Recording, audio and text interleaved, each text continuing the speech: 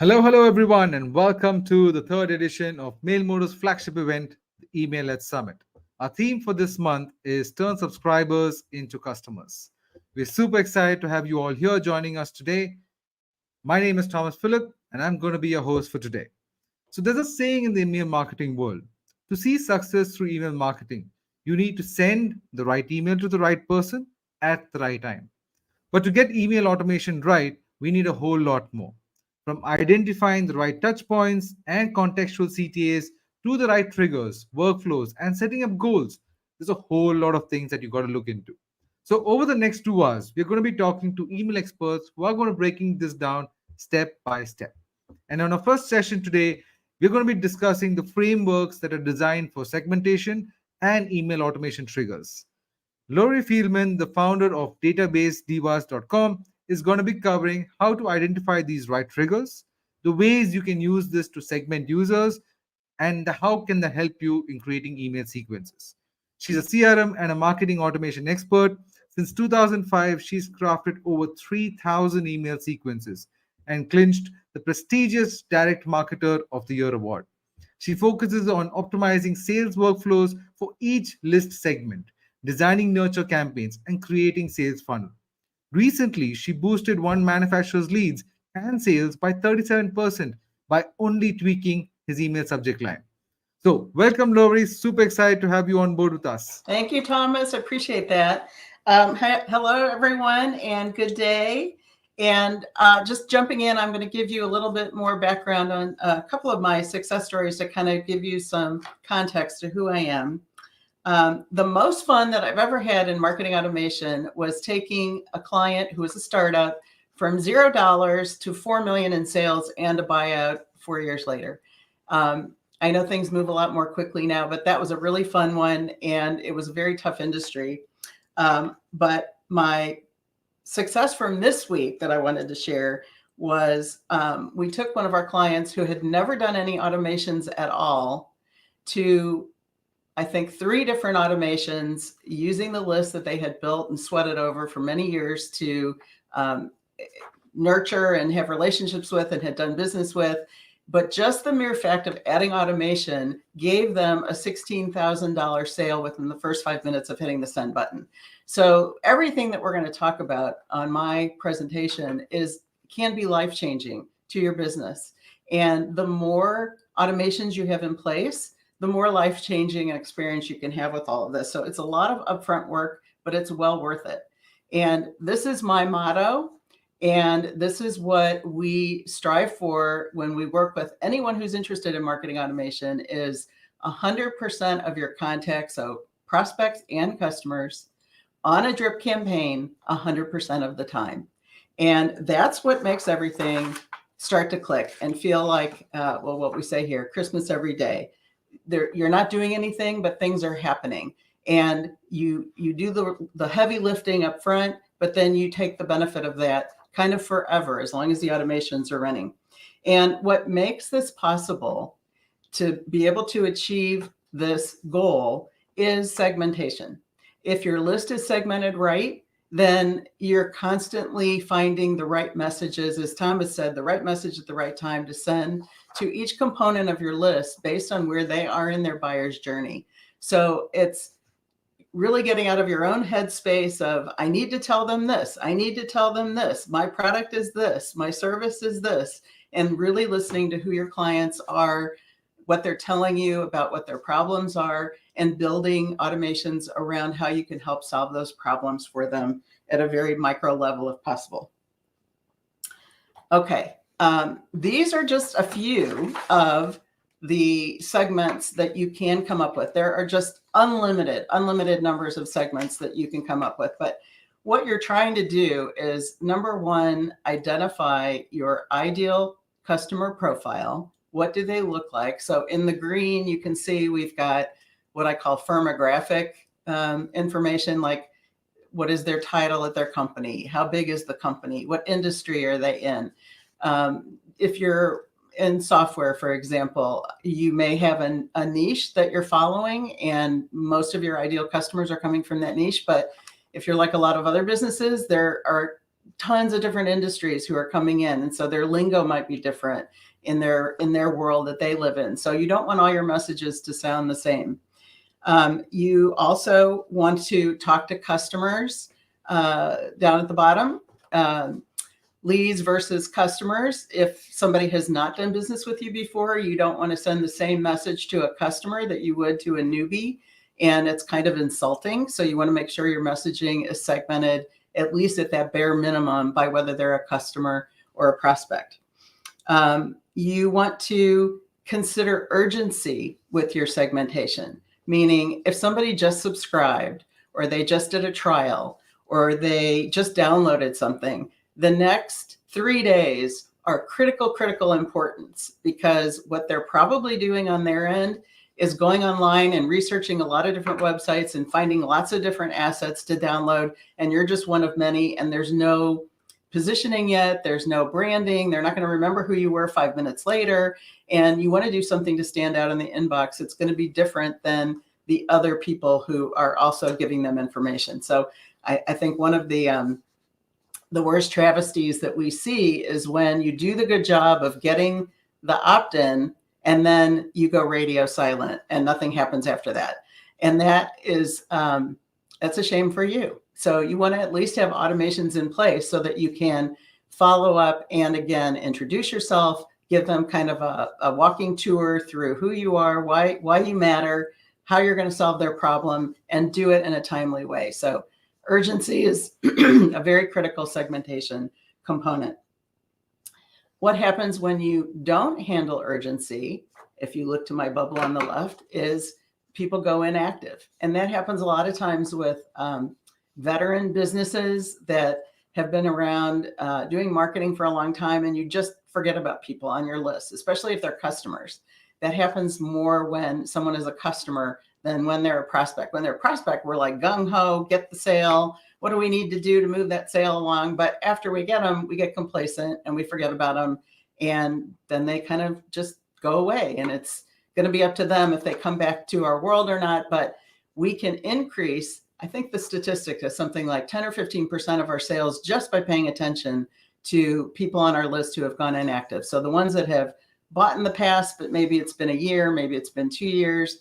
I work with some niches where it takes 5 years for another sale to happen. Well, there's a lot of things that can happen between 1 and 5 years to make someone forget that they did business with you. So you want to have a segment in place where you're constantly looking at your list. You're seeing who those people are at risk of going inactive, or they have gone inactive, and we're giving messages specifically for them to keep them live and in our world.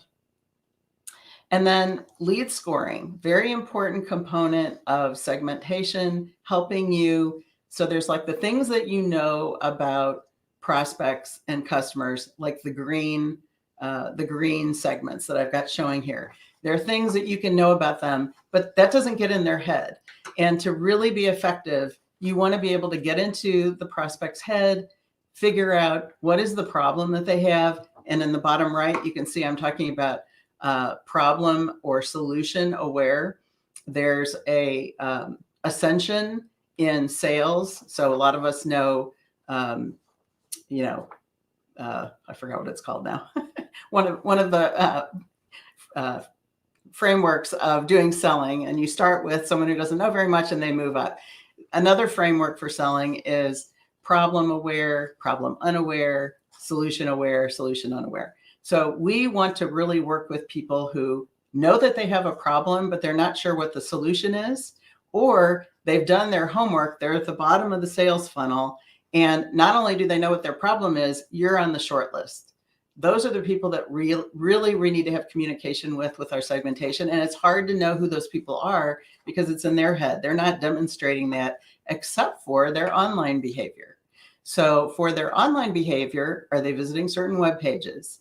Are they filling out forms? So MailModa is a big proponent of lots of forms on your website. We want people to go to lots of different places, fill out forms, get stuff, moving them along in the sales process so that we can get the conversion.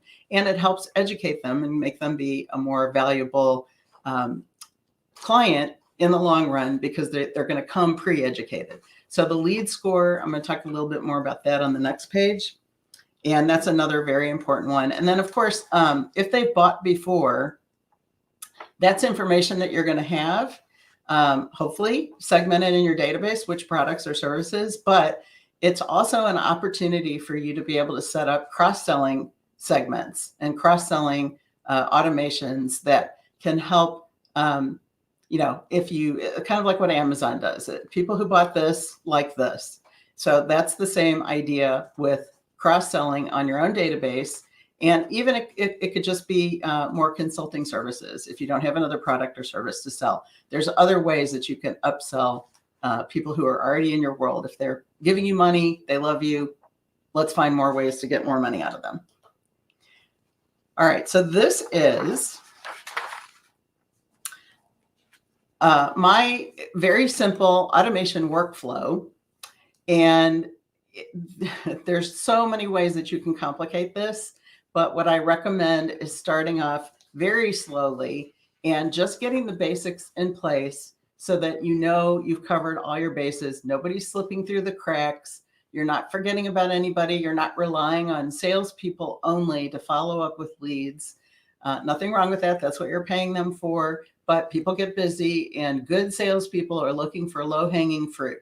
And so, yes, it's more fun to do a sales call with a new one, but if the client hasn't bought in 30, 60, 90 days, it gets harder and harder to make that next call to close them. So the automations that you put into place can take the place of, I shouldn't say take the place of, but enhance the person-to-person selling that a salesperson may do. Or if you're a completely online business, those gaps of where you've done all the heavy lifting of giving them the information that they requested. You're starting to educate them. The sales still hasn't come in. And, how much is too much emailing? It's going to kind of drop off over time, but we don't want it to completely drop off. So the cadence of these messages is very important. And one of the big questions that I always get asked a lot is, how do I know what to say? How do I know, I don't know what I should do when I hit this part of the customer's buying journey. So this mapping it out, this process of mapping out your automation workflow is very important. You can do it on a cocktail napkin. And what you're looking for are segments that are going to help you move the needle towards conversion. There are a lot of nice to haves. What you want to do is your have to haves first. So this is the stripped down have to have model for every business that is trying to get sales online. So across the top, you can see we've got different ways that they could come into your world. So they could download something, they could sign up for your newsletter, they could attend a webinar like you're on today. If you're in software, they could request a free trial or anything that would cause them to fill out a form and opt into your list and receive something in exchange to help educate them and give them the answer to the question that they're looking for. Now, on the right side, we've got schedule a call. That would be the holy grail right there. Sadly, very few people are going to come into your website and immediately sign up for a call. If they do, it's because they're already bottom of the funnel. They're probably already solution aware, meaning they want you, or at least they want you and 3 other people. But that's very unusual. It's a very small percentage of the world of prospects out there. But when that happens, so that's why I've got it kind of divided off. Let me see if I can use my mouse a little bit.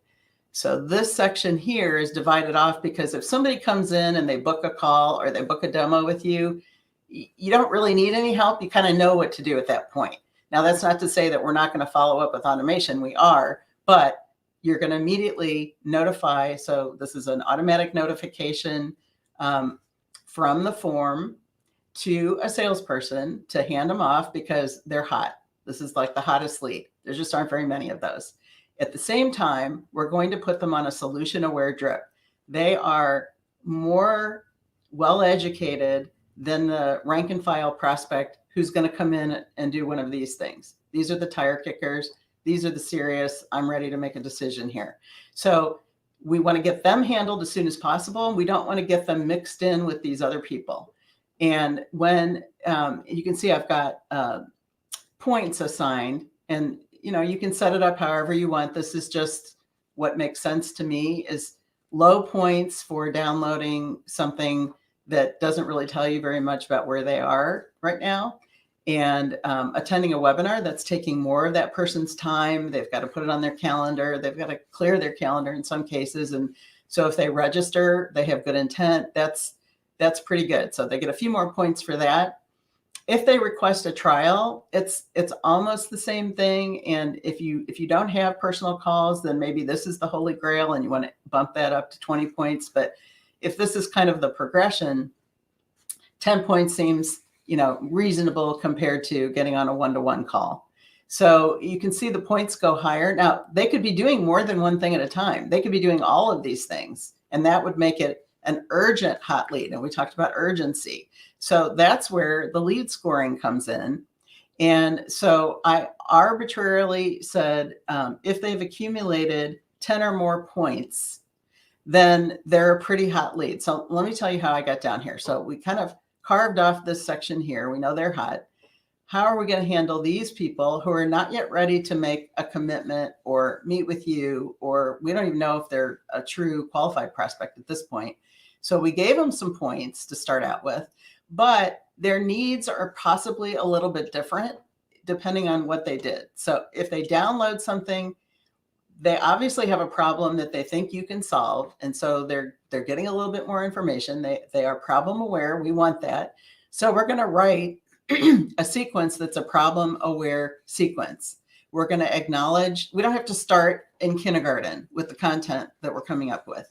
We can start in high school and give them a little bit of more specific information. It could even be repeated information that they're going to see in the ebook, because they may not even get around to reading this. So you can just a lot of times repurpose that content, and that's all that you have to do. And there's urgency here. All of these sequences, there's urgency to get something out within the first 72 hours.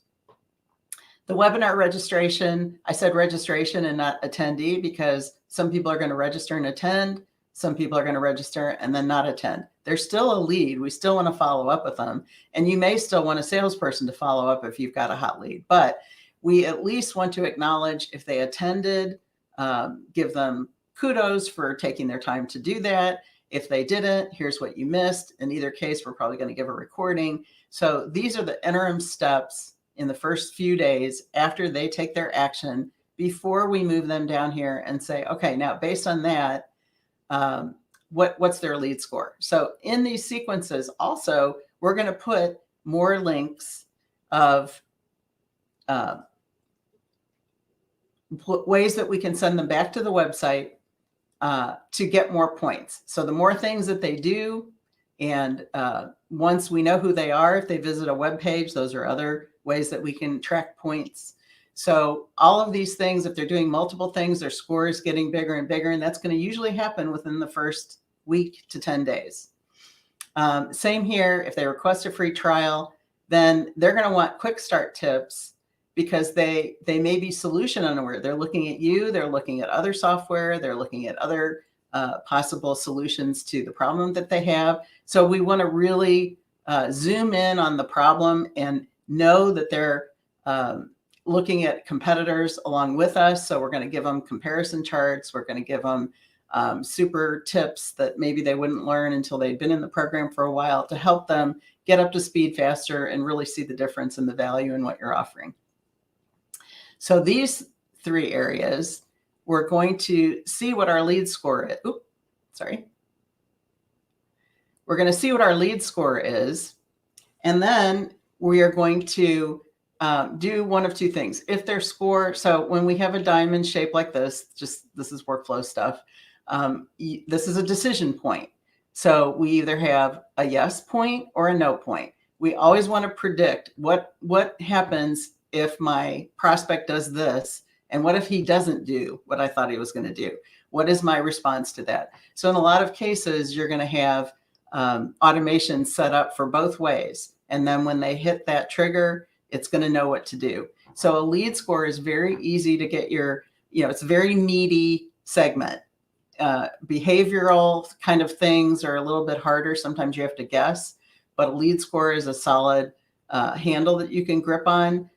Same with a download from a form. Forms are, you can get your arms.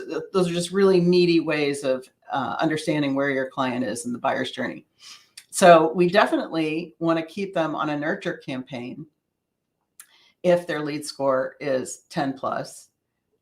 So eventually you can see, so if the lead score is 10 plus, yes, then now that's a qualified sales qualified lead that we're going to hand off to a sales rep. And so the sales rep is going to go do his magic, but then also we're still going to put them on the nurture drip. So you can see this comes around and still everybody ends up. So they started on all these drips up here, but down here, they're getting put on the nurture drip. When these are over, this starts. If their lead score is not 10 plus, they're not quite feeling it with you yet. So we want to absolutely keep them on a nurture drip. And we recommend that the nurture drip lasts as long as it takes for you to convert someone to a customer. And then when that ends, you just start it over again. Nobody ever remembers that they already read that message. And that is how we achieve 100% of your database on a drip campaign 100% of the time. So you can see all of these are closed loops. There's like nobody's left hanging. Everybody eventually funnels down to the nurture drip. Now, again, this is a very simplified map of how to set up your automations. But if you would do this, you're about 90% ahead of most people who do online marketing, and they're really good at getting the traffic to come in, or they're really good at paying for advertising to get people to download some kind of an asset. And then they forget about them if they don't buy in the first 30 days. And the secret sauce of anything in business is long-term continuity, continuous effort until you get that sale. And there are a lot of sales, the majority of the sales that are going to come in the first 90 days, 180 days, up to a year. We've been running in our company some of the same drip sequences for 10 years to the point where I don't even remember anymore what a lot of the messaging says. And I'm still shocked that we get people who respond to a message that I wrote, 10 years ago, but it's still producing value for me all these years later. So that is the strength of getting these campaigns set up front and really tweaking them or figuring out, okay, I've got all my basics in place. What's the next step for me? What is the next way that I could add some oomph to my sales process that I don't have currently? And a lot of times what happens is the clients will tell you, they'll ask questions. And after you get asked a question, for the fourth time, it's like, oh, I really need a sequence about that. And that's where you can start finessing this kind of experience, really using your Mailmodo software to the best of your ability to get the most amount of money out of it, to have it help you to optimize the whole process and bring in more sales. And so I always laugh when I get clients who say, I can't afford that software. And I think, how is that even possible? You don't know what you're doing then. You're not using it enough, because your software cost should be this infinitesimal amount of money compared to the opportunity that you have of building out these automation sequences and getting them to work very hard for you, converting new business without you having to really do anything.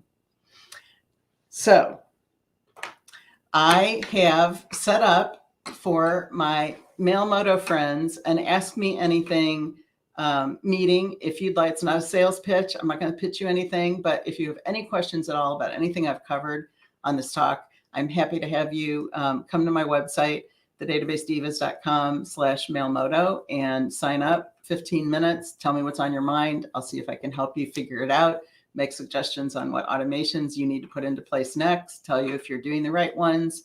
I believe all of your effort should go to building out the automations that are going to help you close sales fastest, and then the nice to haves come after that. So thank you very much, Thomas and crew, and Asma, for inviting me. And thanks. All right, perfect. Thank you so much, Lloyd. That was definitely a power pack session. Right, I do have a couple of questions, maybe from mine. We'll take a few if there's any in the chat. But I've been talking to a lot of companies and founders who, especially in the young stages, right, where they're just starting off companies. From your experience, and you've been working across different types of industries, right? What's the best way for a small timer or an early stage startup to kickstart their journey in email automation? Because I've seen Mm. polar opposites. Where some people focus saying that okay, they know the value of this, right? On the other hand, they say, like you said, oh, it's too expensive. The investment is not worth it right now. There's a lot of bandwidth that goes into setting things up. So what's your suggestion around it? I would definitely set up forms for collecting newsletter subscribers. I mean, your newsletter is kind of a boring call to Yeah. action, and then you kind of have to follow through on the other end and actually produce a newsletter.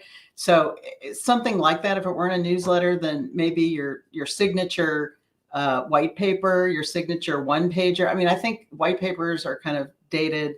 Nobody's reading anything. Nobody. It's like people have no attention span. So just do a one pager. Just do bullets. Just do stats, and let people download that. And just get some activity coming in on a form that you can put people onto a nurture campaign after they download that thing. If you just do that one thing, that's going to be so powerful in your business. And then after you see that that's working, because then in your nurture campaigns, you're going to drive them to a specific web page. Like in software, for example, if you drive them to terms and conditions or a pricing page or how do I get my money back if I don't like the software page? If you can see that they're going there, they're making that buying decision. So by having that link in your nurture campaign, that's giving you that behavioral evidence that you have a live prospect that you should be following up on. And that's such powerful insight. That's how I would start. All right, perfect. And I mean, I love the point scoring system. I think that's a very good way of kind of explaining on how a marketer can look at it, right? And defining assigning an each point to a certain channel, and that would help you kind of convert your MQLs into SQLs, so that the sales teams can go ahead and crush those leads. So thank you for that. Let me just quickly check in if there are any questions from the audience. And I think there's one from Stephanie here. Yeah, I think you should see it on your screen. So her question is, if a prospect does not open an email within the nurture campaign, would they just go through it again, or would they receive all the emails within the nurture, or only the unopened ones? So how do you kind of distinguish genuine opens? You got this chatbot activity, you got Apple MPP opening up. So what's your thought around that?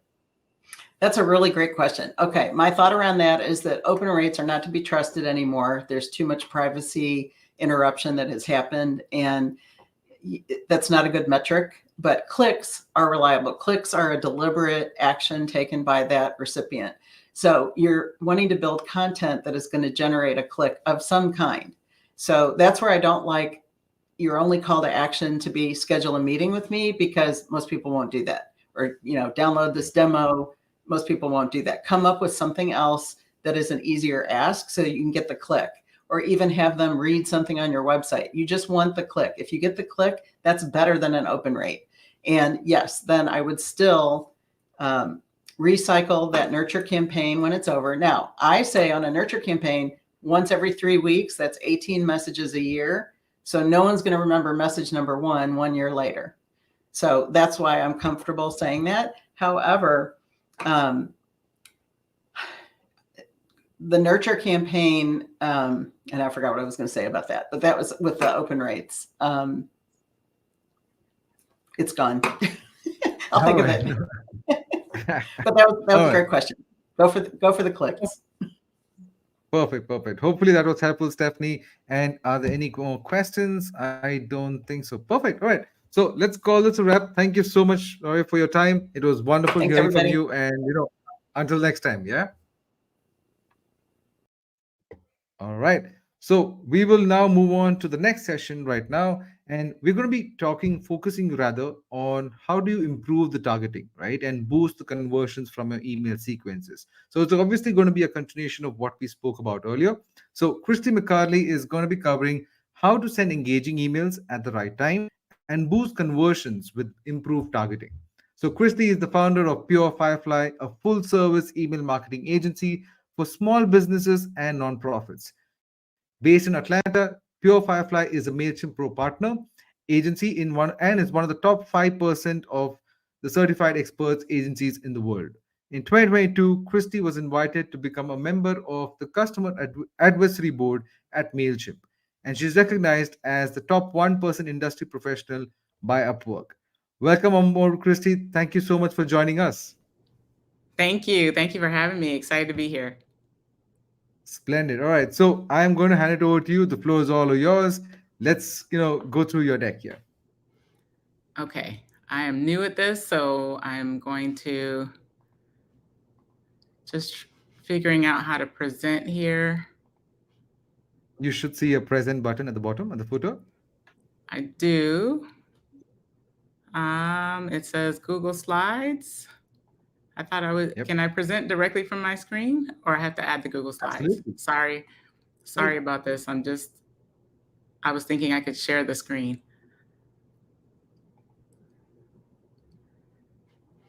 If not, I think we could do it. Let me quickly check it.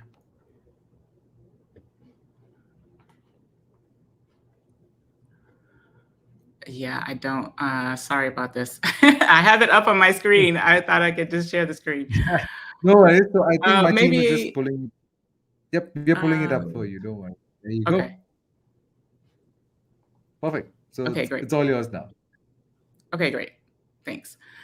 All right. Hello, everyone. My name is Christy McCarley from Pure Firefly. We're a full service email marketing agency based in Atlanta, Georgia. And I'm going to talk to you today about how to improve targeting and boost conversions in your email sequences. There are over 340 billion emails sent every day worldwide, which is a staggering number. It just increases every single year. And because of that, there is obviously a lot of competition for our attention, for your subscribers' attention. I'm going to the next slide. There we go. On average, we receive 100 to 120 emails per day. That's a combination of business emails and personal emails, but that's a lot of emails to receive, a lot for us to digest. Obviously, a lot of those go unopened. And our challenge is to figure out how we can make our own emails stand out. Next slide, there we go. 45% of all emails were spam in 2021. So that means that almost half of the emails that we get are not legit. That also means that we, in general, subscribers, all of us who read emails every day, are suspicious and use a lot of discretion about which emails we open. All of that works against us as marketers because we have an even bigger challenge of making sure that our subscribers know who we are, that they trust us, that they have a relationship with us, and that they want to open our emails. So this is our challenge. Billions of emails are sent every single day. Half of them are spam, not legit. How will we make our emails stand out in this sea of competition? This is where we start. What is the pain point of your audience? What problem are they trying to solve, and how will what you offer help them solve it? That may be a service, that may be a product. You may be a nonprofit, you may have a nonprofit organization, but everyone should be able to identify what is the pain point of your audience and how what you offer will help them solve it. Knowing the answer to those two questions will go a long way in developing that relationship with your subscribers. Why should they open your emails? Will your email make a difference in their lives? And which feelings will inspire them to take action? Think about all of these questions. If there is anything on this list that you can't answer, I would say you should still start if you can answer 3 of the 5, but your goal should be to answer all 5. The more that you can answer these questions, the more likely it is that you will be able to understand your subscriber. You will be able to communicate your product, your service, or your nonprofit and the benefit it will have for the subscriber, and you'll have a much higher likelihood of conversion. So here are 4 focus areas that I recommend to boost conversion: content, design, frequency and timing, and segmentation. We'll go through content first. When you're considering what content to include in your email, the first thing you should think about is, what is the purpose? What is the goal of that email? This goes for every single email. Is the goal to increase donations? Is the goal to sell a product? Is the goal to book an appointment? What is the goal? Is the goal to educate the subscriber about your product or your service or your nonprofit? Figure out what the goal is first, and then everything else in the design and the content, the timing, the frequency, all of that should be built around what is the purpose of your email. Second thing is design.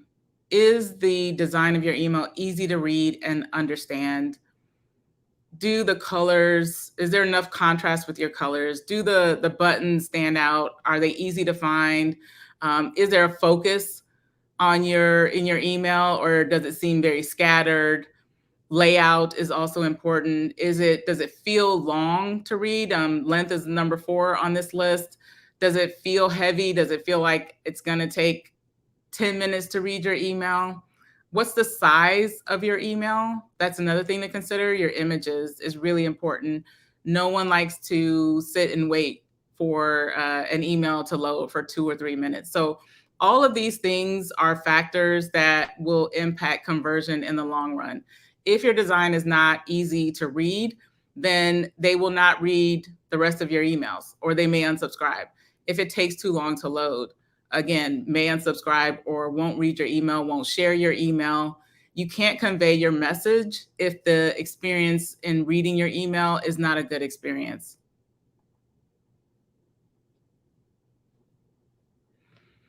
So here's some recommendations in content.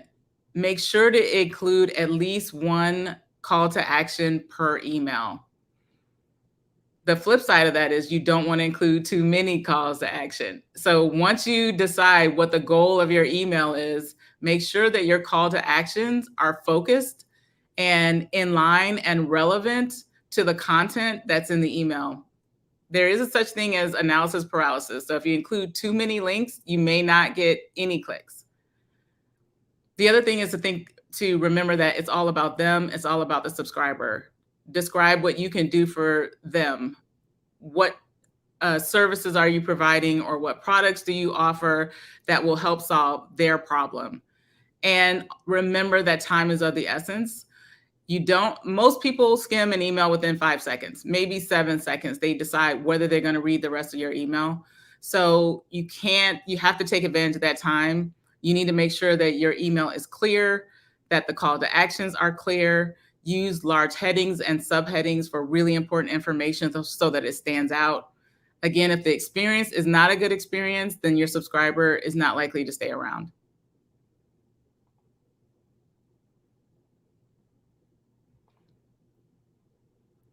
We're going to talk a little bit about design do's and don'ts.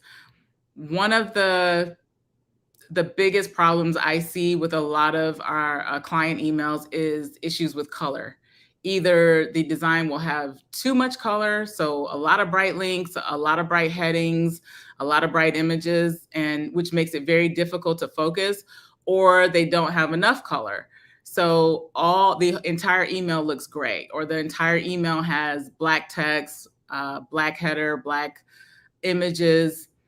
There is a case to be made for a very clear, clean, black and white email, but you want your links, your call to actions, your buttons to stand out. Those are the actions that you want your subscriber to take. So they should not be lost in the email. If I don't read an email, I should be able to read through the email, and quickly my eyes should be drawn to the call to actions. Even if I don't read it, I should be able to find exactly what action you want me to take so that I can take that action, which is what we want. You also want to have a good mix of images and text. You want to check your emails on multiple devices to make sure they render properly on mobile and desktop, and make sure you have enough white space so that the text does not appear to be too crowded. You don't want to use blurry images that can't be seen, or images that are too far away. Low quality images will turn off subscribers. Don't use too many links or too many buttons, and make sure the font size, I say at least 15 pixels. I personally use 16 pixels. Remember that the easier it is to read, the more likely it is that they will digest your content and take an action, which is what we need in order to boost conversions. Also, don't remember to check in on mobile. Emails render differently on mobile devices. They render differently on iPhones versus Androids versus tablets. So be sure to check mobile devices to see how your email looks. This is just an example I pulled out. I'm sure we all remember websites like this from back in the day and maybe still today, but you don't want your email to look too crowded. You don't want color to be too bright. You want to make sure that the headlines are very clear and that the links are also clear, but that the colors aren't competing with each other. So when someone opens your email, they should be instantly attracted to the calls to action and the headings and not feel overwhelmed or confused about where to start. Frequency and timing.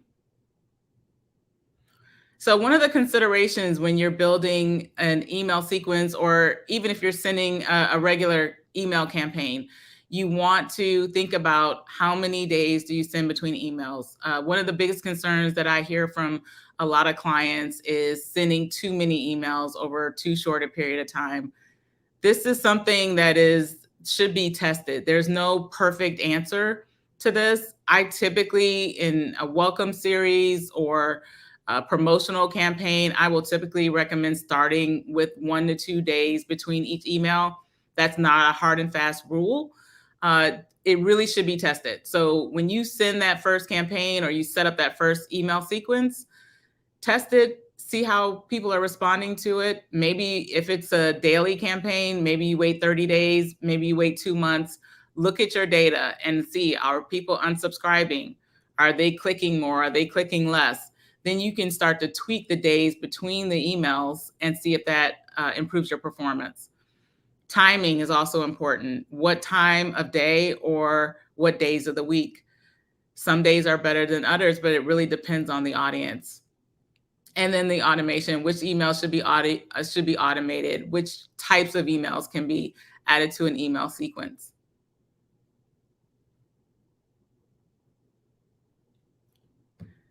So I recommend 1 to 2 days to start. If you're starting, you've never built an automation, this is your first time building a sequence, I say start with 1 to 2 days, just so you have a place that isn't overwhelming for the subscriber initially. You can look at some data and then you can maybe move it to 2 or 3 days between emails and see how that works. If you find that you have better performance between 1 to 2 days, you can always move it back. Tuesday through Thursdays are usually on average better days for open rates and engagement. But if you have a weekend sale, or if you have a brick and mortar store, Friday through Sunday or Friday through Monday may be better days for your audience. You may see better performance on those days. Again, these are things that you have to test. Automations, purchase behavior are perfect for automations. Previous clients, new customers, new donors, new volunteers at a nonprofit, all of those new to your list or new status, those are all perfect for automations. Email engagement is also perfect to build an email sequence. So if someone clicks on a particular campaign, then you can use that as a trigger to start another campaign. And then personal events like birthdays or anniversaries are also examples of triggers. Okay, let's talk about segmentation. Segmentation basically means that you're going to divide your list into categories. So as in this example, you take a slice of a list, and that slice has some kind of common characteristic, and it's called a segment. And in email marketing, when you use those common characteristics or those segments to target your subscribers, you will on average see much higher likelihood of conversions than if you did no segmentation at all.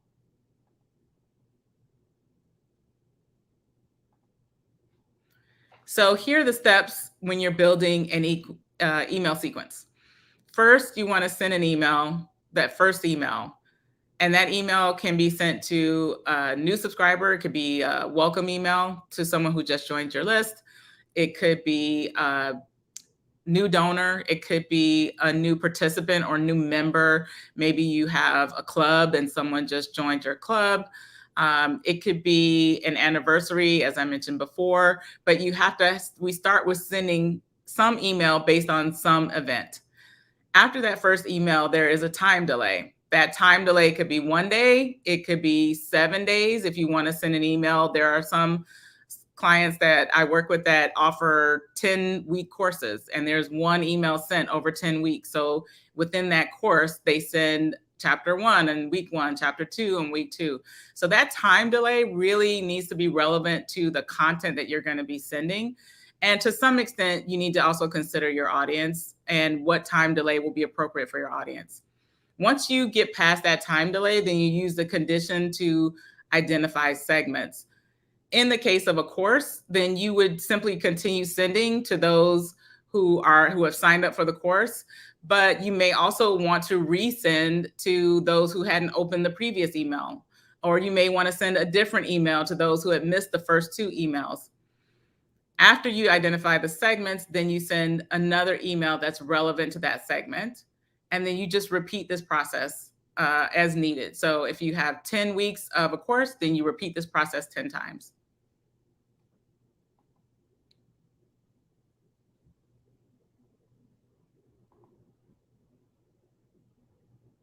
There we go. Okay. So in this example, I am showing a shoe sale campaign. And this is basically where a shoe sale email went out with shoes for sale. And we're going to look at some of the results that came from this email and then talk about some of the actions that we could take based on segmentation. In this example, there is on the left a percentage in the blue of subscribers who never opened the email. They got the email, they just never opened it. On the top right in the orange, there is a segment that clicked and actually made a purchase. So they bought a pair of shoes. They got the email, they saw something they liked, they clicked and they made a purchase. In the yellow is a segment that clicked the link, but they didn't purchase. And then in the green, they opened the emails, but they didn't click. So let's talk about some actions that you could build within the sequence to improve conversions or follow up after a conversion. Let's see. There we go. So in the first segment, we have on the top left, a segment of subscribers that never opened the email. One of the most common ways to follow up with these subscribers and to increase engagement and increase conversion is to resend this email to non-openers. There are so many reasons, as I talked about earlier. We get hundreds of emails per day sometimes, definitely hundreds of emails per week. Many of us don't see the email because it got buried. So by resending it, we are floating that email back to the top of a list where perhaps a subscriber who's interested in converting can now see your email. If they don't see your email, then they certainly can't convert. So we want to make it as easy as possible for all the subscribers to see that email. Let's go to the next one.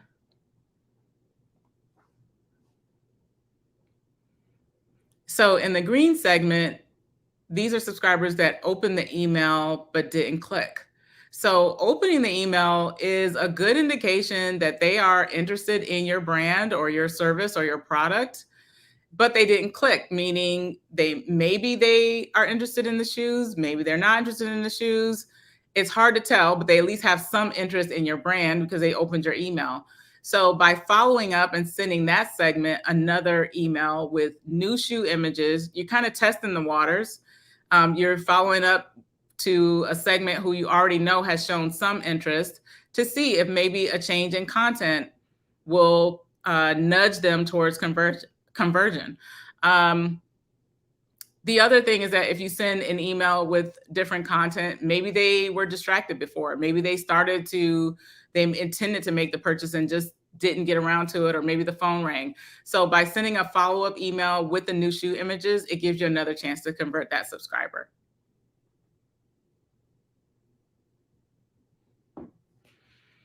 thank you email.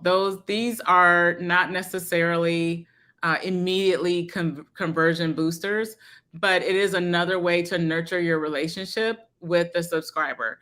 So for those that actually did click the link and make a purchase, by sending a thank you email, you are showing that you care about the subscriber, you care about their experience. Maybe in that thank you email, you send a survey or some other way for them to let you know if they have any questions or any concerns.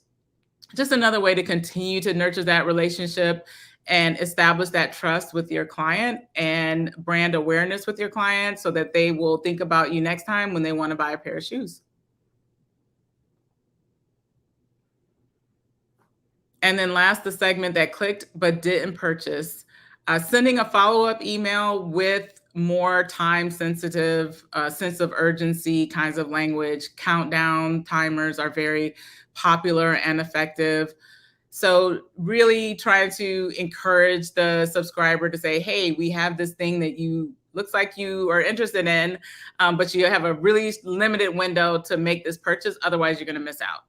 Those are very effective messaging to these types of subscribers. And if they click a link, then that is showing that they have some interest, even a stronger interest than those who open. So just to recap, resending to non-openers, those who didn't open, sending a different email to those that opened but didn't click, same theme, but just different content.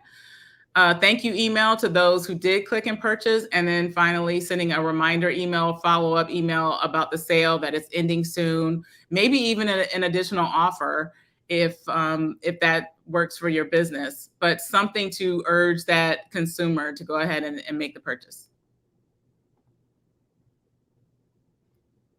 So segmentation is key. That's the point of this section that I'm talking about. Higher engagement, you get higher engagement, you get less spam complaints. When people get the content that they want and that solves a problem for them, they're way less likely to unsubscribe, way less likely to complain about spam, and you get higher engagements. It was so nice, I said it twice.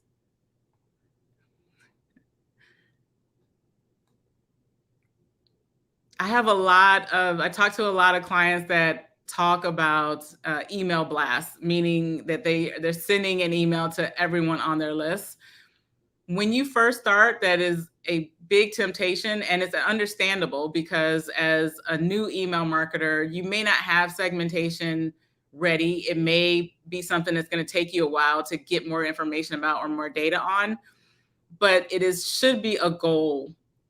It is much more, you have much more higher chances of conversion when you're using segmentation versus sending to everyone on your list. In this example, we're sending the shoe sale information to everyone with feet. And that's just meant to be kind of a joke, meaning basically you're sending the email on shoes to everyone, whether they're interested in shoes or not. So if you have a department store and you sell many different products, it is in your best interest to identify which products those subscribers are interested in and then send content based on those interests versus sending to everyone on the list. So another way to identify those who are interested in that product is to watch their click behavior. If you're just starting out and maybe your first few emails are sent to everyone on the list, but you put multiple products in that email, then you can see which links they're clicking on and use that as your basis for segmentation.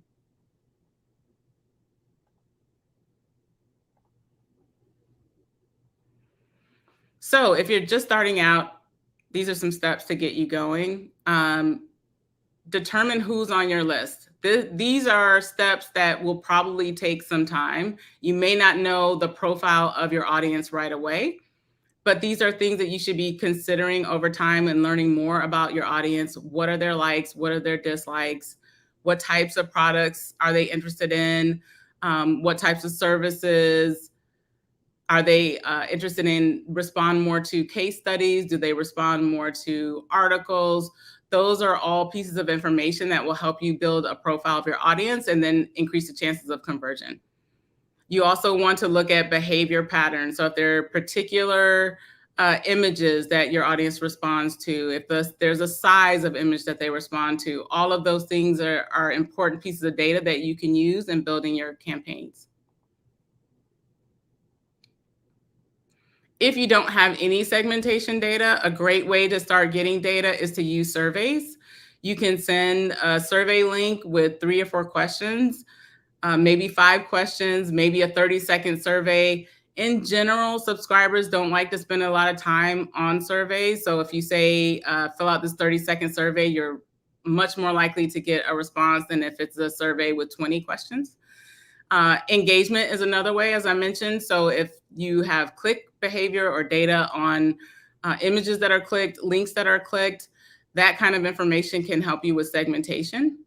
And then also A/B testing, and that's where you run random tests to test 2 different subject lines or 2 different pieces of content to see if one converts better over the other.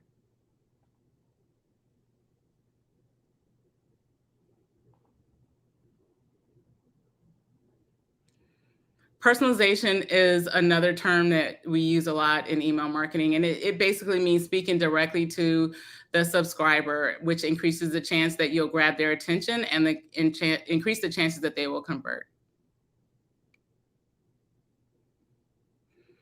You can use personalization in subject lines. I'm sure you've seen, or we've all seen, where our name is in a subject line. So, hello, Christy. Welcome to the Email Edge Summit would be an example of that. Location we could also personalize based on location. So if there's a conference in 4 or 5 different cities, you may send different emails based on the location. Content is another way to personalize. So if you know that there's specific content that is of interest to your subscriber, you could send content based on that.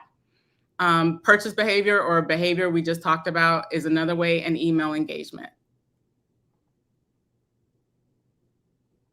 So personalization basically means that you're trying to use segmentation and other factors to speak to the subscriber in the language that they want to be spoken to. You want to deliver content about things that they're interested in. You understand their pain points. You understand what they want to learn about or what is of interest to them, and you're sending that to them directly. This is an example of not using personalization well, not using segmentation. The person on the left is interested in coffee, and then the person on the right is talking about tools. So the person on the left is not going to be very happy with the content that's coming their way, and the person on the right is not going to be very happy about the content coming their way. They're much more likely to unsubscribe.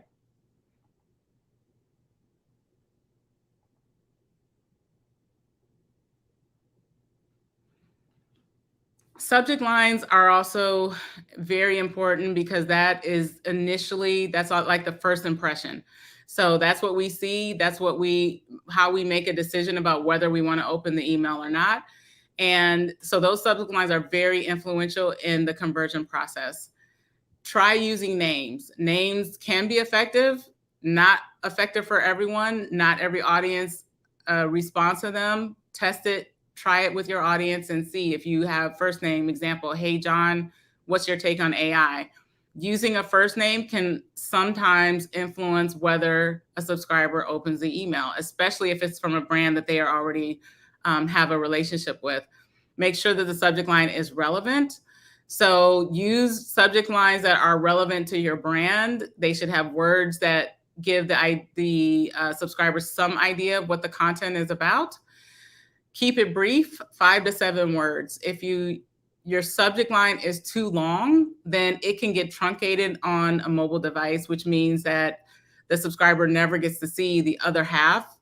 Maybe that other half has some really important information that would have enticed them to open the email.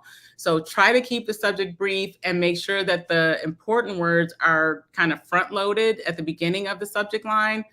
That way, that will increase the chances that they open your email and therefore increase your chances of conversion. So in conclusion, higher conversions, we need to use segmentation, keep the content relevant, great subject lines, and personalization. And now it's time for Q&A.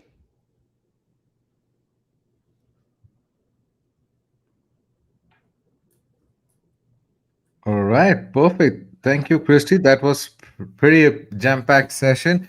While the team checks out for the session, I mean for the questions rather, I did, as I was going through and going through the do's and don'ts, the deck side, right? I did notice, something very interesting. Maybe it's just a contribution from our end, which is, you know, also test for dark mode, right? Because everyone right now, switches their Yes. phone to dark mode, right? Yeah. So the colors got to be inverted right, you got to Yeah. present everything properly, and we've seen marketers making the mistakes. So that's why we kind of build out a dark mode checker. So go ahead, check it out, it's on the chat. You guys can go ahead, upload your template, check it. If it works, you'll know where you can make the tweaks. But from your experience, you've been an email marketing expert till now, you've been working with MailChimp also for a long time. uh, how does a small young company try to understand in terms of what data to really capture, right? I mean, there's a abundance of data around the customer, right, or around the persona. So if we were to pick, maybe let's say an e-commerce industry, right, what would be the top five data points that a founder or an entrepreneur would want to start collecting? I would, and I mean, it depends on the store, what they're selling, but I would want to know what type of product that they're interested in. I'm thinking that most of the clients that we work with have several variations of their product, or sell some 2 or 3 different products. If you sell one product, then this may not work. But I would want to understand like what types of products are they interested in. I would also want to know, just this is tricky, but I want to know more about the audience itself, something about their habits, because their habits can also inform your marketing.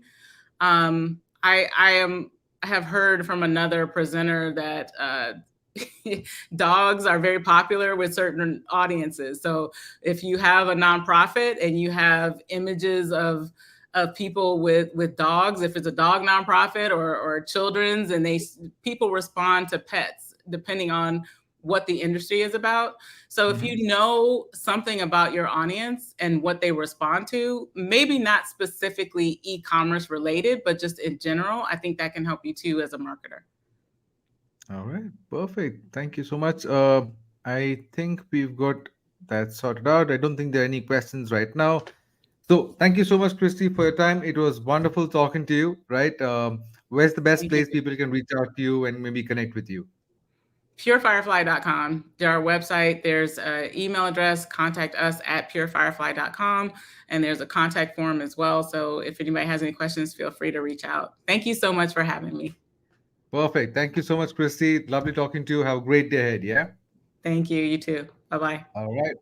Perfect. So thank you. That was great session right now. So we've covered about, two different topics, right? Two very relevant or important topics. One, what was the framework for segmentation? And two, how do you improve your targeting and boost conversions?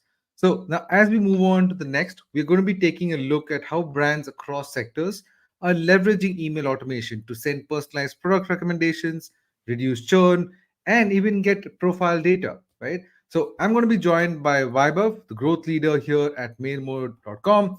A little bit insight on Vaibhav. Vaibhav comes with over 6 years of experience in being a solution consultant. He's been helping fintech companies and marketing companies adapt the right technologies, design strategies, and also understand what's the best way to go about to achieve an outcome. So Vaibhav, thank you so much for joining us. Hi, Thomas. Hey, thank you so much for joining us, Vaibhav. Hi, Thomas. I think great sessions by Laurie and Christy. I mean, I learned a lot. I hope the audience did too. Pretty excited about our session now. Shall we start? Let's get into it. Yeah. Yeah, sharing my screen. Let me know once the screen is visible. All right. I mean, we did hear a lot about, how to go about automations, right? How to turn those subscribers into, customers, right? What is the right way to segment? What is the right way to design? What is the right way, how to reach out to these users? What is the right time, etc. Right?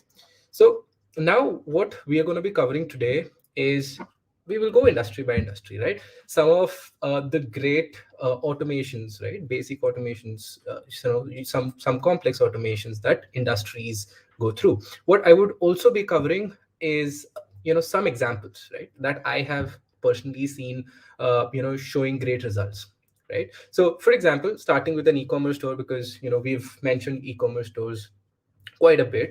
Now, these are some of the series automations flows that I have seen, right? Welcome series, the most important. And, trust me, this welcome series, you will see it on every industry, on my slide at least, and across industries, right?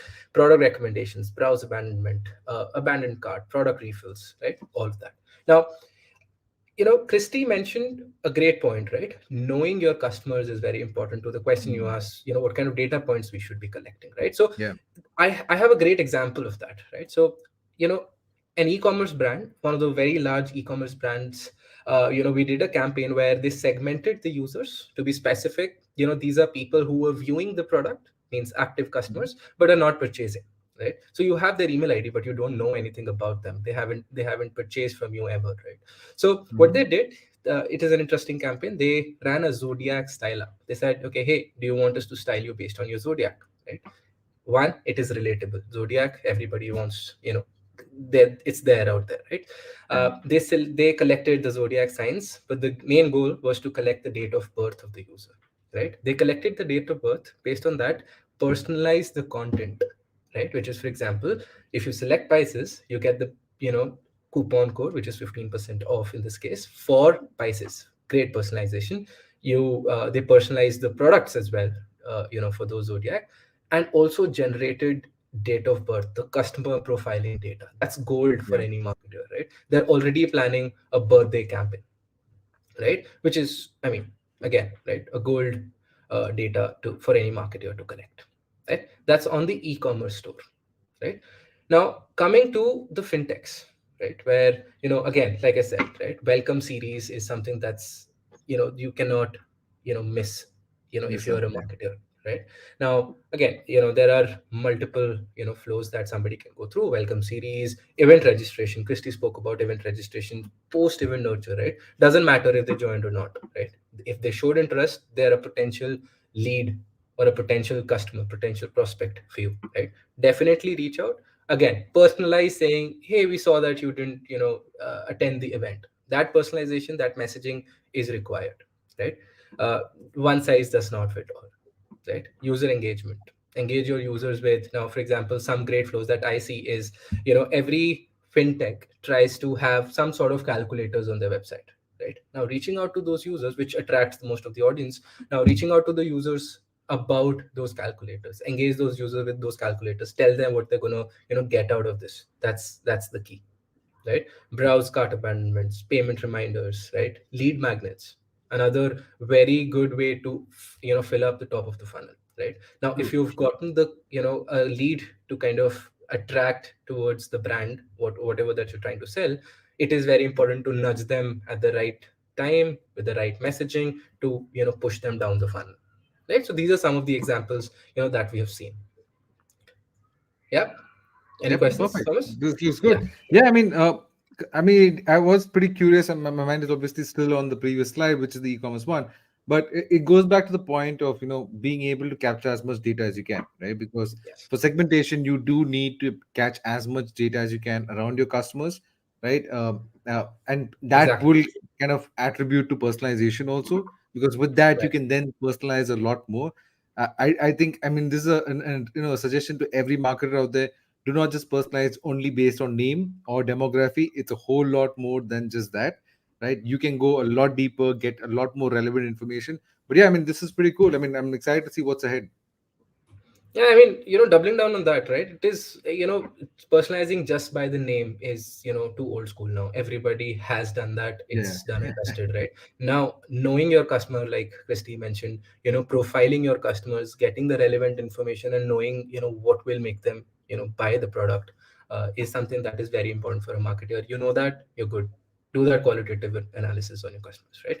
Now, uh, again, an example of this, which is another great example and a problem that I have seen, customers across industries, right? Hmm. It is very prominent in the fintech, right? Apps uninstalls, right? Again, people want to get the feedback, but there is no channel, right? There's no mode, right? People try to reach out to call to people, but people are not always available. The users are not always available, right? So one such campaign that we did with another fintech brand using Mailmodo was, we had started collecting events, right? As soon as somebody is uninstalling the app, right, we were sending them a campaign, and thanks to interactivity here, using AMP, where we were asking them that, hey, sad to see you go, but if you face any problem which made you uninstall the app, tell us, we will resolve it for you, right? And people were able to give the feedback right there, and click on resolve it, right? What happens next?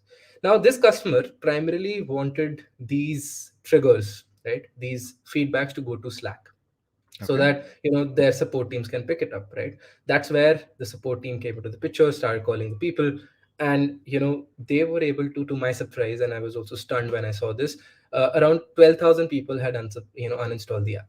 Out of them, with one single campaign, with a few follow-ups, of course, we were able to generate 342 reinstalls, which is 2%, Wow. 2.8% win back rate. It is unheard of, in the market, especially driven through emails, right? There are Email. other ways, but for an email campaign to get a 2.8% win back campaign, it was unheard of, True. right? True. This So is crazy.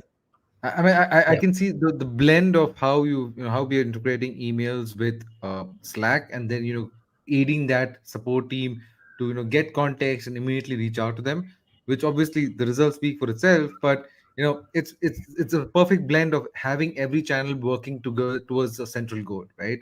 Rather than Yeah, deciding, hey, you know what, I'm only choose one channel over the other. Right? I think the right. combination of using all channels together is the key to getting really good results here. But this is very interesting. I mean, a 2.8, almost 3% win back rate is pretty impressive. Exactly. Yeah. So I mean, this is the thing about automations, right? Automations is not just if somebody has opened the email, send this campaign, right? But also to kind of understand your funnel and see where the Mhm. leakages are. If you can kind of stick a tape on those leakages, you will see conversions happening. You will see revenue coming in, and that's where you should nudge the users on emails and other channels as well. I would recommend. Perfect. All right. Yeah.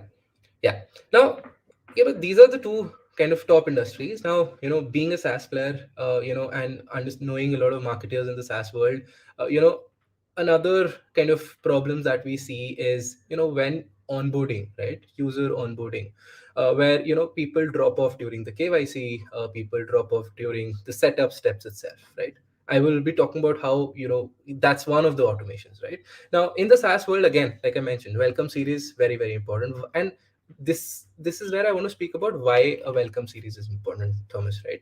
Now, what does welcome series bring on the table?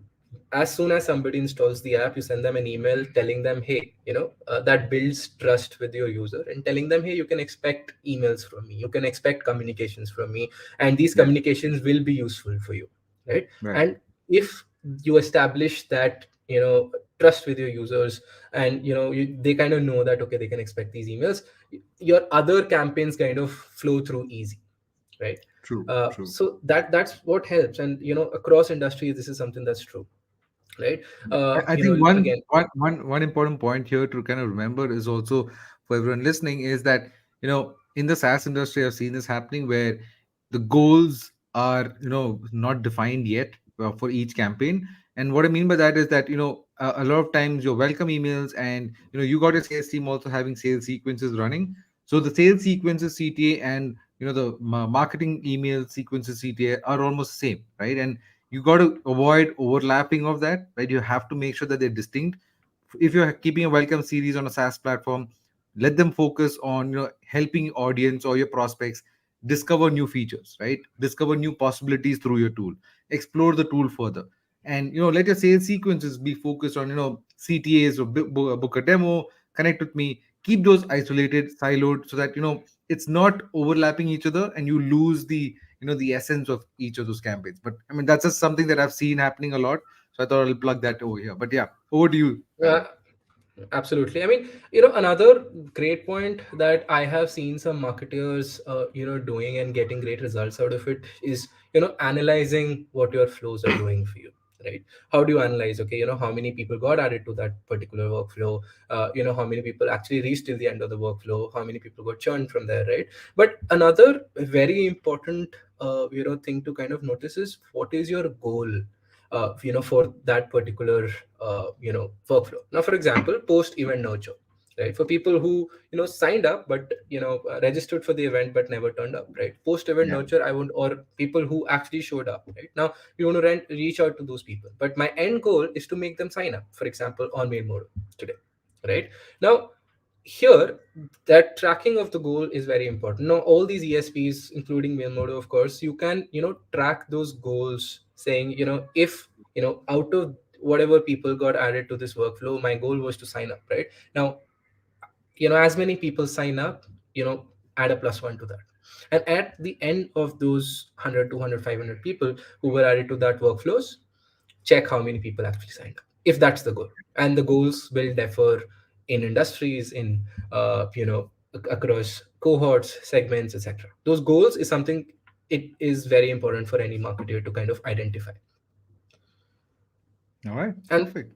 and that stands true. You would see these 10 series, and the marketers will get overwhelmed saying, hey, I don't have so much bandwidth to do, or reach out to, do all these 10 flows, 15 flows, right? But the idea is not that, right? The idea of all of this is, identify what stage are you at in your brand, right? What are your goals, right? Based on that goals, on those goals, kind of understand where to prioritize which workflow. That you're good to go, right? You will be seeing people flowing down the funnel, smoothly, right? And one Right. such example of the onboarding or the KYC that I told you about was this, right? Where one of my customers, during the onboarding phase, they were asking a few more questions. It is a more detailed onboarding than usual, where people started the KYC process, started the onboarding process, but were dropping off at some step, right? Now what they try to do is, they waited for 6 hours. Okay, maybe that person was busy, right? That delay is very important. Don't get rushy, don't get pushy with your users. They will get annoyed, they will mark you as spam, and they will unsubscribe you, right? Wait for it. In this case, we waited for 6 hours, right? Mhm. We, through an event, we checked that, okay, has this customer completed their onboarding? If they have, okay, great, exit the workflow. If they haven't, right, reach out to only, with only those fields which were not filled earlier, right? Okay. uh, just fill those fields, let them fill those fields inside the email, or get them to click and go to a landing page and get those filled. Remove as much resistance as you can for those users to finish that KYC. And that was the goal for them, right? Complete, get them to complete as much KYCs and onboarding as possible, and they were able to generate whopping 14% KYC completions from drop off, right? I And you're mean, making right? it simple and easy for them to fill it up, right? I mean, Ex- uh, that's pretty cool there. All right. exactly. So I'm trying to kind of highlight the fact that there has to be goals for any marketers. Don't just because I am saying that these 15 workflows are important, just go and do something there, right? It is very important to understand what you're trying to kind of achieve out of this, right? So that's one of the things that I wanted to bring up. Another very interesting industry that I've been working with very closely is edtech, right? Hmm. Problems like people are viewing my product webhub, but are not buying. Something very similar we see on Hmm. e-commerce, but these ticket sizes are higher, right? You want certain details, and people leaving, not buying the course can have multiple reasons for it, right? Maybe Yeah. they didn't get the right slots, maybe they saw that the price was too high, right? Maybe they're getting a Hmm. better offer somewhere else, right, for the same course, same kind of syllabus, right? EdTech Hmm. industry has these challenges, right? Now, Yeah. while these are some of the examples I've been talking about earlier as well, uh, we speak about, this is another such customer which kind of gave great results, is in your product, we, this is something that they were not tracking earlier. In their product, we asked them to kind of start tracking, or collecting events of people browsing through a particular course, right? Now, if you know a user A is browsing through course A, right?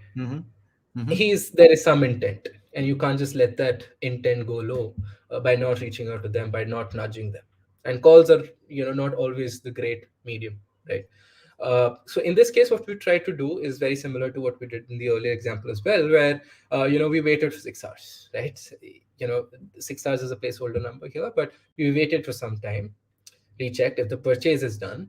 If the purchase is not done, we sent them, a form that said, hey, we saw that you were viewing this particular product, but you ended up not buying it. Right? Now, what are the reasons for it?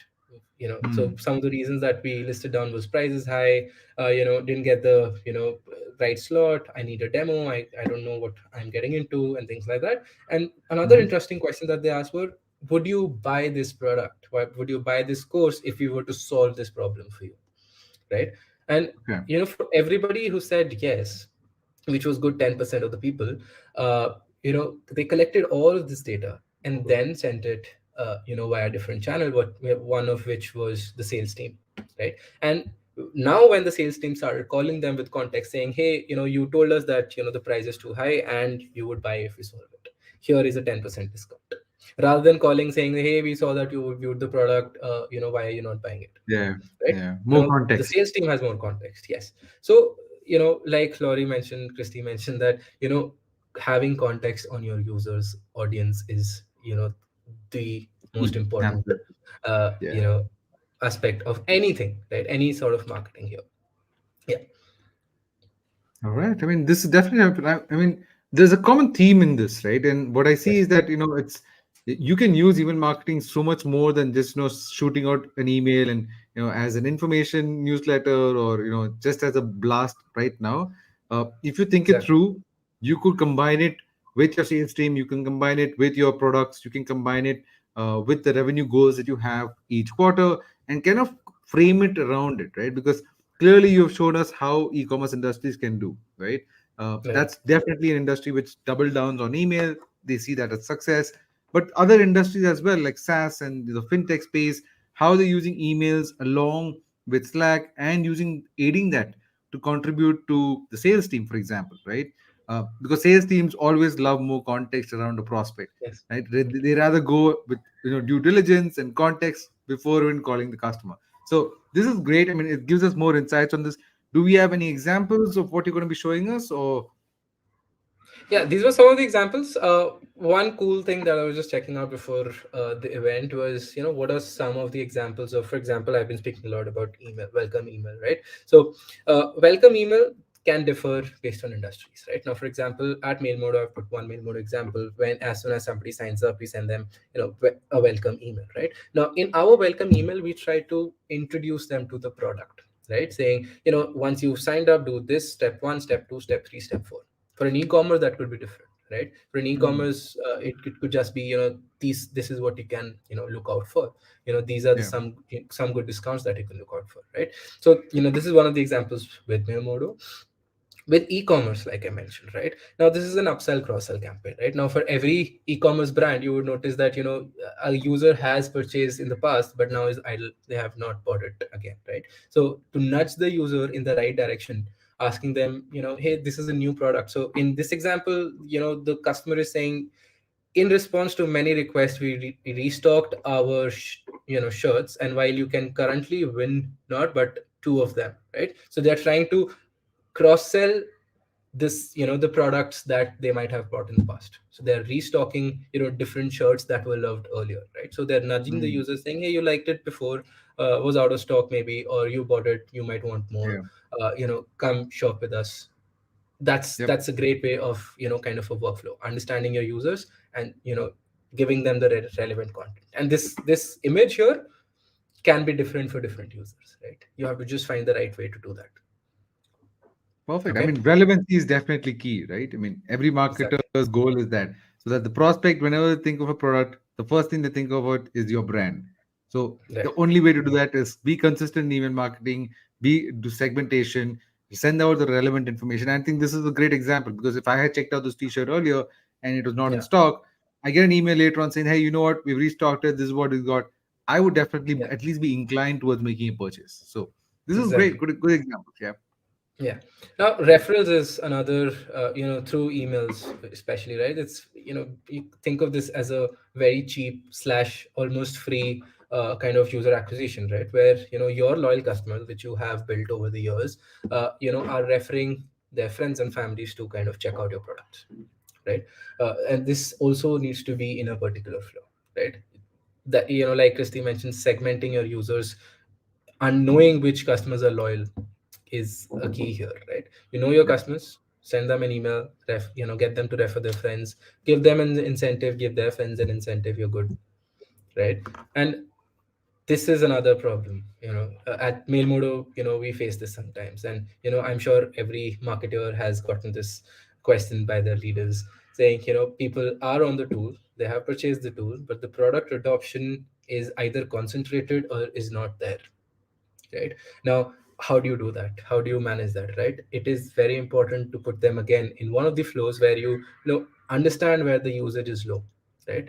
uh, in what part of the product the usage is low, and based on that particular part of the product, shoot them an email with additional resources, right? Hmm. Make them, let them know what they're losing out on, what is the cost of this opportunity that they're losing on, So right? helping them So explore the tool as such. exactly. Yes. Maybe guides will help, right? Maybe, some case studies will help. This feature help X customer with this. The steps are like this, right? So these are a few of the examples I wanted to kind of bring out because these are a few questions that I get, asked a lot by my customers, and I'm sure, everybody on the call today, would be getting asked these questions, very often by the leaders and the management. All right, perfect.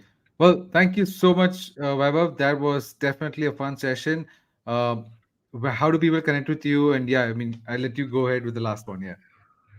I mean, if somebody wants to connect with me or the team, just scan this QR code and you will get our calendars there, or you can always reach out to me on LinkedIn as well. All right, perfect. Thank you so much for joining us, Vaibhav. It was definitely Thank you, fun talking Thomas. to you, right? And we Same will here. now move on to our final session for today, which is how do we go about measuring if your email sequences is work, right? So we've got Elizabeth Jacoby, the founder of mochabear.com, who's going to be diving into goal setting and how to track conversions and effectiveness of your email sequences. She's known as the expert in the email marketing field with over 20 years of experience. She's the founder of Mocha Bear Marketing, an email marketing consultancy that helps small and mid-sized businesses develop effective marketing strategies. Elizabeth, thank you so much for joining us. Happy to be here. Nice to meet you.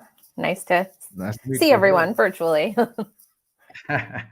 Absolutely perfect. So I'm going to, walk off stage. I'm going to give you the stage. It's all yours. We would love to hear more from you on that. Yeah. Sure. I'm going to present.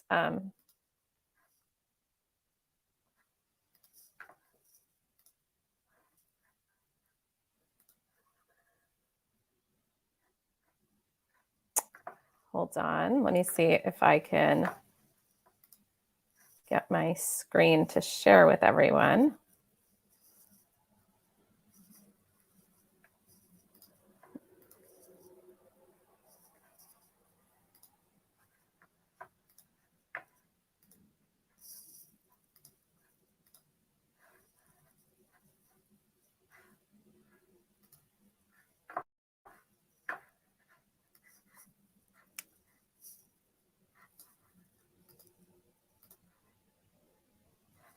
Hopefully, I don't see the slides on the screen. I'm not sure if there's someone there from Mailmodo. Now I do. Okay, so let's begin. So the topic is how to measure if your email sequences will work and are working. So you may have heard lots of names for email sequences. Well, first, I'll start by introducing myself. I'm Elizabeth Jacoby. As they mentioned, my consultancy is Mocha Bear Marketing. I help small and mid-sized businesses, and I'm very passionate about email, but specifically email sequences, customer journey, and We'll talk about what the differences are with email sequences and customer journeys. As you probably have heard, there are various names. We call it lifecycle marketing. We call it customer journey. We call it email flows, email series, sequences, automations. Really, it's all the same thing. It is about sending the right message at the right time where someone is in their relationship with your specific brand. So we can go on to the next slide. So again, it's about the right time and the right message. So you've probably heard when people talk about customer journey, we usually define that, regardless of the industry you're in, as awareness, consideration, purchase, and retention. And I really like to simplify things. I like to say you want to map out your objectives and goals. Then you want to map out the flow. Then you create your emails, you implement, and then track and analyze. So I always start by developing a map, and this can be a whiteboard. This can be, something in Canva, whatever you are comfortable with. It is important to develop a map. By the time you log into your email platform and start building out your sequences, you want to have some idea in mind about what you are going to be mapping out and the journey or sequence that you want to send your subscribers on. So it's really important to kind of map this out, regardless of the platform you use. You want to map this out even before you go into the platform. This way, by the time you go in, you're going to have a very clear idea in your head about what you want, the journey you want to send your subscribers on. So we can go to the next slide.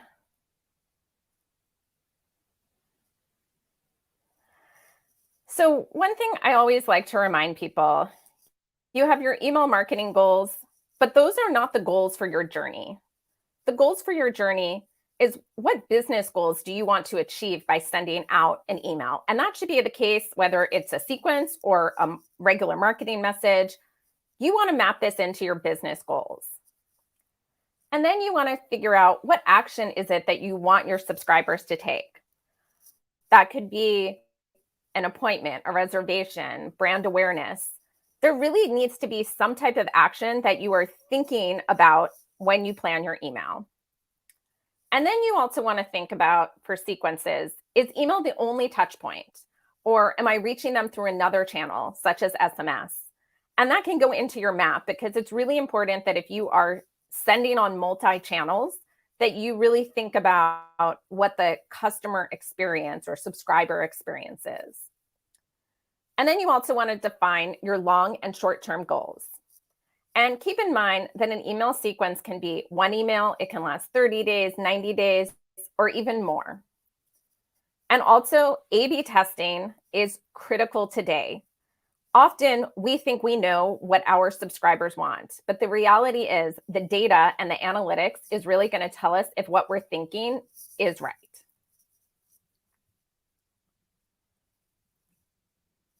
So how do we make sure that our email sequences are meeting our business objectives? You're going to want to find a reporting tool.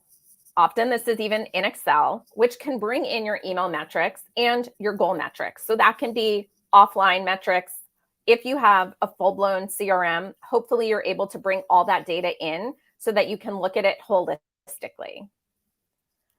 And again, if you're A/B testing, which is very important today for email, you're going to want to determine which emails perform best, which don't, and then optimize that against your business goals. So you may have an email that you love as part of your sequence, and you're A/B testing, and you find out that the B is outperforming the A.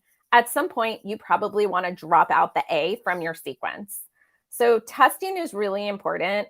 I can't tell you how many times when I have created an email and I'm discussing it with a client that we say, okay, we really like this email. It's going to do great, but we're going to test it.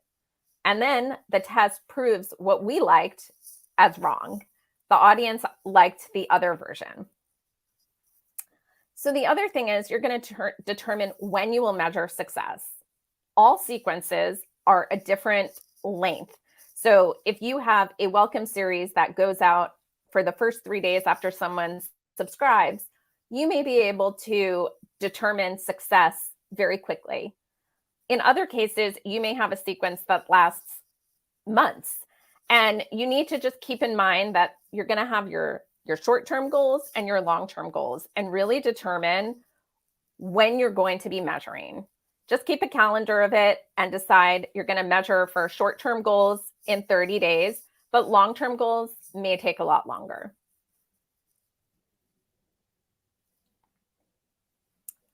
And goals can be different. It can be different based on your industry. You can also have emails that are branding versus sales. So I work with a lot of different industries, and you'll see here, so this is mostly food related, restaurant related. Their goal is obviously not necessarily to sell online. So you could have an email sequence that's a welcome, something to drive people back in, to upsell them on catering. So in this case, yes, we can look at email metrics and say this email performed very well, but we need to take in the goals into consideration. So what we really want to look at in these cases are how many orders we drove. If it's more of a fine dining restaurant, we might look at reservations. So really, again, you're mapping in your business goals to your email goals and your email metrics. You may also have a welcome series or a sequence that is more about brand awareness. And on the next slide, you'll see an example that is really more geared towards brand awareness. So this is an example where this is really all about the brand and encouraging people to really engage with the brand. There is very little selling in this type of series. It is more creating that relationship with your subscriber. Yes, the end goal is obviously to result in a sale, whether you are an entrepreneur selling services, whether you are selling, in this case, yoga and books, you could be an e-commerce business. Of course, the end goal is always the sale. But keep in mind, the sale, there is a whole relationship between relating to your customer, getting to know them, letting them getting to know you, building brand awareness, and eventually the sale. If you are sending sequences or even one-off emails, assuming that you are going to get a sale from every single one, it's not going to happen. I would love to say every time we send an email, 100% of our subscribers also purchase. It's not the reality. You really want a sequence that is going to drive to your business goals and build that relationship.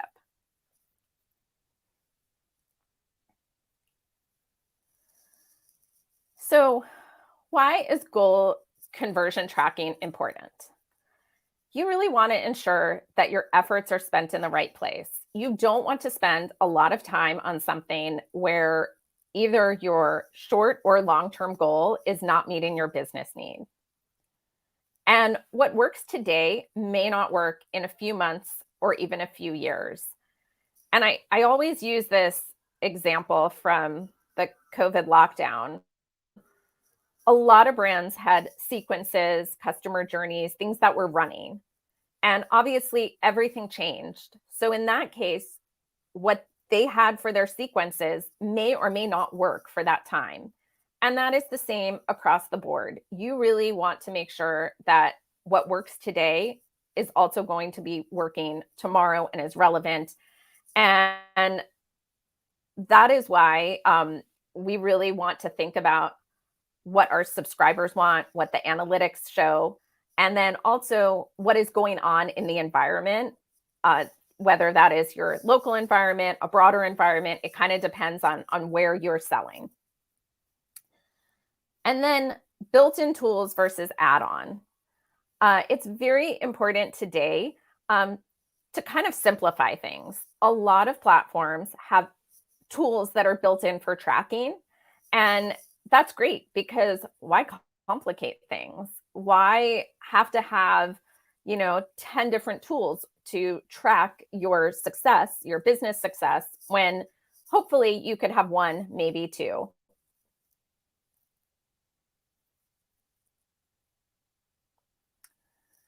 And then things to avoid. One thing, while we often refer to sequences as set it and forget it, that's not the case. As I mentioned with the COVID example, those could not be set it and forget it. They were for a while, and then they had to be redone. That is the case with all sequences. Your business could change. What's going on in the environment could change. The metrics may show that what was working a year ago is not working today. So keep in mind, while these are set it and forget it, it's like a loose set it and forget it. And then again, success cannot be measured solely by the email performance. Often I hear people say, that email performed great because I had a very high click rate. I had a very high open rate. And that is correct, that email performed very well. However, you want to measure that against your business goals, which are usually revenue or some type of call to action. And you definitely want to make sure that you're not just looking at your email performance, that you're looking at the overall performance of your brand. And then don't just create a sequence just because everyone else does. Yes, having a sequence, customer journey, automation, whatever you're calling it today, lifecycle messaging is a best practice, and it is important. But you really want to think about planning and mapping. Then you want to implement, you want to execute, and you also want to analyze. If you avoid, or if you do those things and you avoid just creating something because everyone else does, you are going to see better success from your email marketing as well as your business.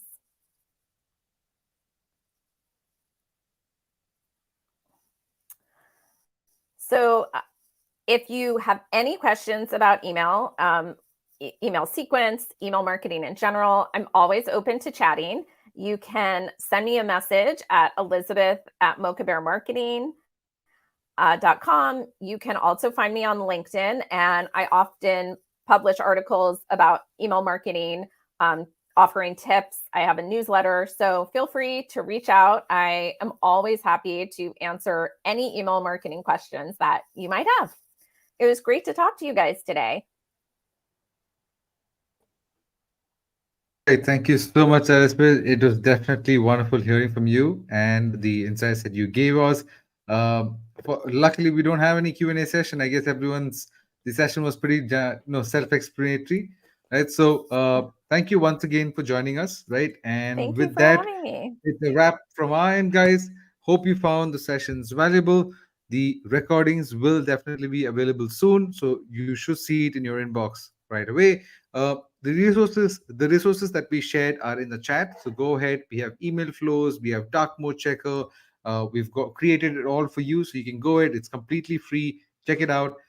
Thank you for joining in from everyone here at MailModo. Watch out for the next invitation for the next event coming up. And this is Thomas signing off. Have a great day. Take care. Bye-bye.